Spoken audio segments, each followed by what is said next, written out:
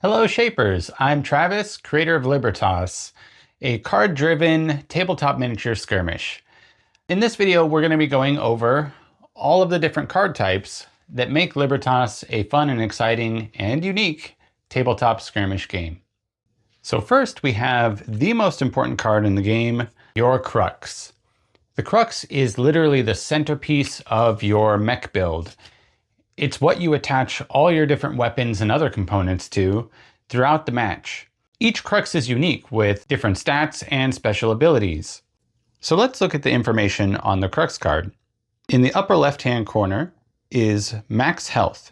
Most Cruxes are going to have a max health of 100, although some have more, some have less.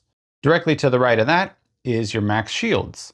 Again, most commonly it'll be 50, but some Cruxes will have a different number there. Below that is your main information area. This particular Crux has +1 to armor. That gives you a reduction to damage once damage has bypassed your shields. Some Cruxes will have other special abilities that will be featured in this area.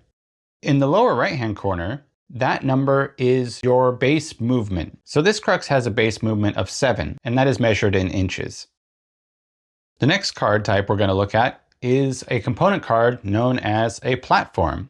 This one is the X-Recon. It has really high speed, as indicated in the lower right-hand corner. So once you've equipped a platform, this number replaces the movement of your Crux. Much like Crux cards, these will also offer different bonuses or reductions to stats, such as this one that has minus armor, but it does have very high speed. Platforms can also offer you special abilities. The next component card on the list is your primary weapon. Each player can equip 2 primary weapons, one on the left side, one on the right side. The side you equip it to will be indicated right here. In the main information area, the first number you're going to see is your target number to hit. Most weapons roll a d6 in order to score hits. For this card, you need to get at least a 4 or higher in order to score a hit. Below that is any special information about the card. The twin rifle has rapid fire, as indicated by this symbol here. For each successful critical hit made during your initial attack roll, you may make 1 additional attack roll. Down the right side of the card, you'll notice 3 numbers. At the top is your effective range. What's important to note is that in Libertas, this is not a maximum value. It just means that this is the maximum amount you can successfully hit a target without any reduction to stats.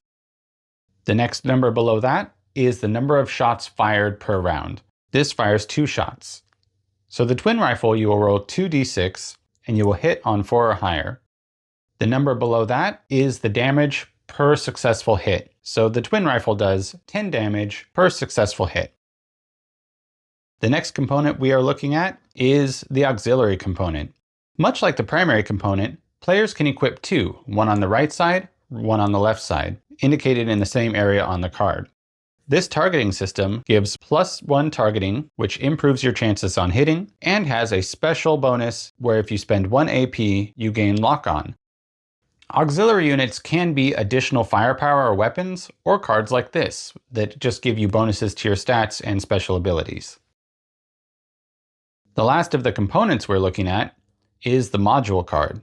Modules mostly focus on granting you stats or abilities or additional buffs, although they can also have weapon attachments. In addition to your Crux card and your component cards, there are currently 3 additional card types in the game. The first we're going to look at is Deployment. This Deployment card, Founder's Favor, is an exclusive item that will be available through the Kickstarter only. Deployment cards are played at the very beginning of the game during your deployment phase, and they offer some sort of buff or stat increase that is persistent throughout the rest of the match. For the Founder's Favor, the player begins the game with 30 shields. The next card type we're looking at is the Gear card. Gear cards are pieces of equipment that can be played during your turn. They normally cost action points in order to play these cards. For instance, with the Nanocell, it costs 1 AP to play, and repairs 20 damage to your Crux. There are a wide variety of gear cards, from health and shield boosts to landmines, deployable barriers and turrets, and much more. The final card type we're looking at is the Spark card. The Founder's Fury Spark card is another card that will be available as an exclusive item through the upcoming Kickstarter. Spark cards don't always take AP to play. Also, spark cards can be played during your turn or an opponent's turn. Some special rules may apply. For the Founder's Fury, it costs 2 action points to play and says, place targeting circle anywhere in the arena.